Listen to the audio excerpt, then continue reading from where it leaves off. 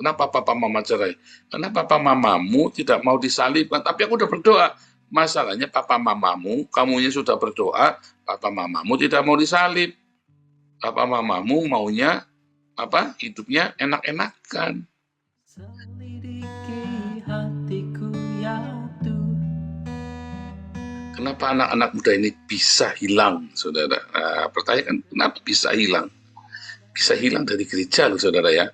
Di gereja di Eropa, pada umumnya, gereja di Eropa, ya, adalah orang yang sudah mau mati sama orang yang baru lahir, saudara.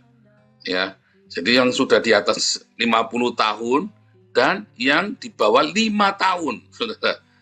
Ya, yang di atas 50 tahun dan yang di bawah 5 tahun. Kenapa, saudara? Karena kalau sudah di atas 5 tahun, mereka lebih senang nonton film, lebih senang ngerjain lainnya, ya main game apa, dan gak mau ke gereja. Kalau yang sudah di atas 50 tahun, karena nanti bingung nih kalau mati siapa yang ngubur, ya kan? Itu yang terjadi, saudara, sekarang di Eropa ya. Dan anak yang usia 6 sampai 49 tahun, orang muda nggak mau ke gereja, kenapa?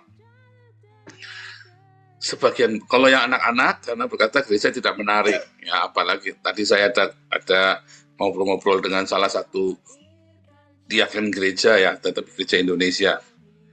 Ya, roknya itu harus di bawah lutut, 20 cm.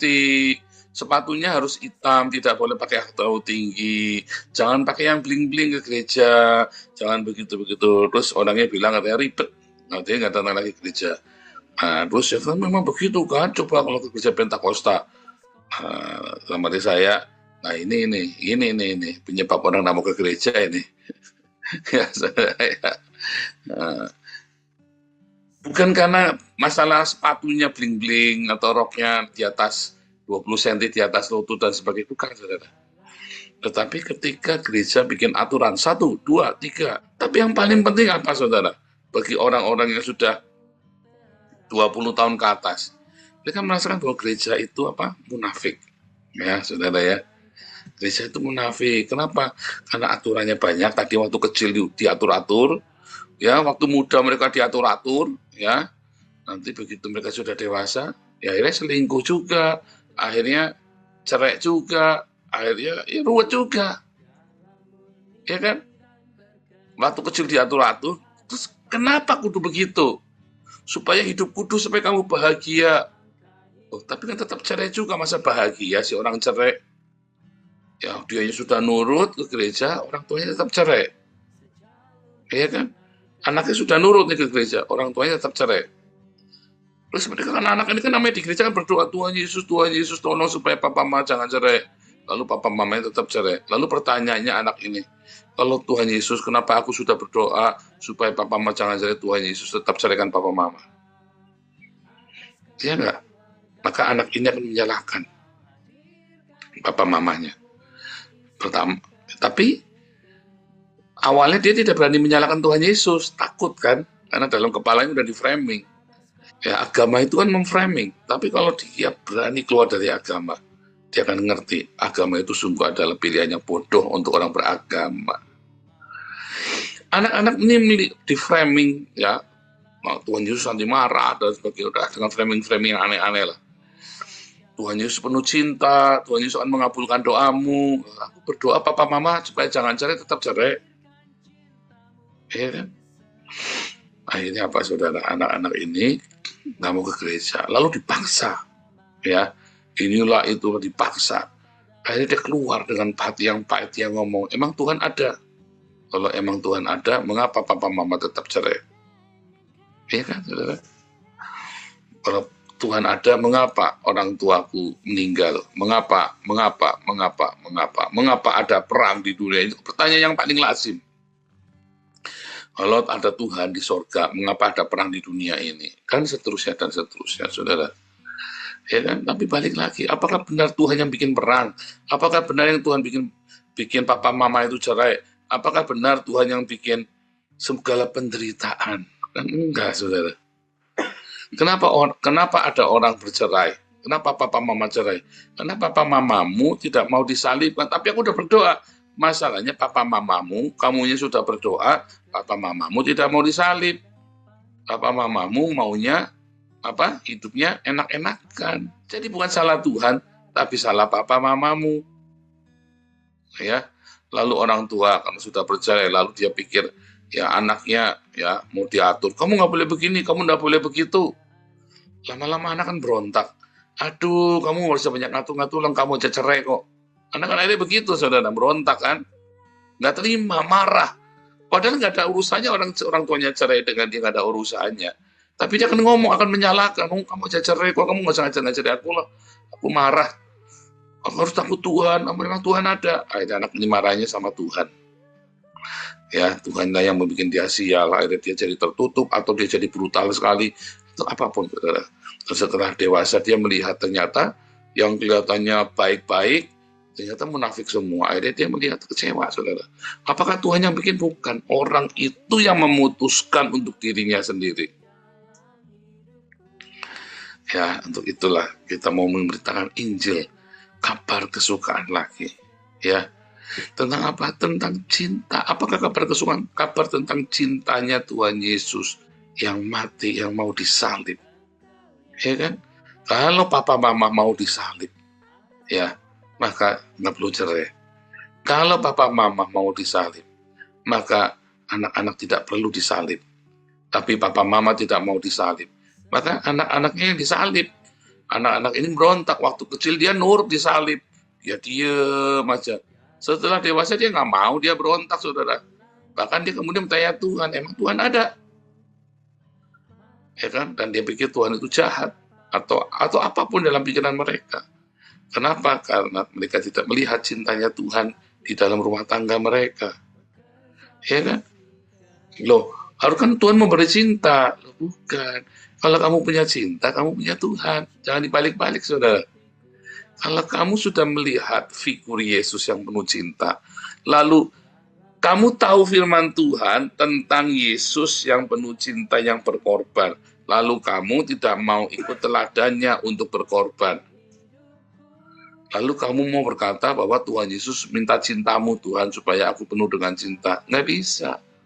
Karena cinta itu adalah supaya kamu melakukan.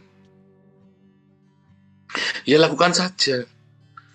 Ya, aku percaya Tuhan, tapi kamu tidak punya cinta, katanya 1 Yohanes. Bohong, kamu tidak punya cinta. Ya, kamu bilang kamu punya cinta, ya, tapi kamu percaya Tuhan, tapi nggak punya cinta. Kamu sebenarnya tidak percaya Tuhan. Jadi seringkali apa yang kita nih derita, yang kita alami, ya, 99,9999% ya bukan karena Tuhan, tapi karena kamu sudah tidak punya cinta di hatimu. Cintamu palsu, cintamu hanya sampai storge, cinta keluarga, cintamu hanya filio, persahabatan, cintamu hanya eros, nafsu. Cintamu bukan agape, cintanya Tuhan Yesus. Makanya kamu terlibat dalam banyak masalah. Orang yang punya cinta, dia tidak akan terjebak dalam banyak masalah, saudara. Karena hidupnya akan beruntung dan dia akan berhikmat. Allah adalah cinta. Kamu percaya cinta, kamu percaya kepada Tuhan. Tapi masalahnya cintanya yang kemana nih? Cintanya siapa nih? Makanya kita diselamatkan di dalam nama Yesus. Sang cinta itu yang kita harus standarnya adalah standar cintanya Yesus. Begitu, saudara, ya. Kalau kita diselamatkan dengan atas nama Yesus Kristus dan kita melakukan cintanya Tuhan, maka hidup kita akan selalu beruntung, ya. Yang namanya pencobaan segala macam itu tidak perlu hadir dalam hidup kita. Kenapa? Bahkan ketika fitnah datang, ketika masalah-masalah datang, kita melihatnya tertawa. Kenapa? Karena kita punya cinta.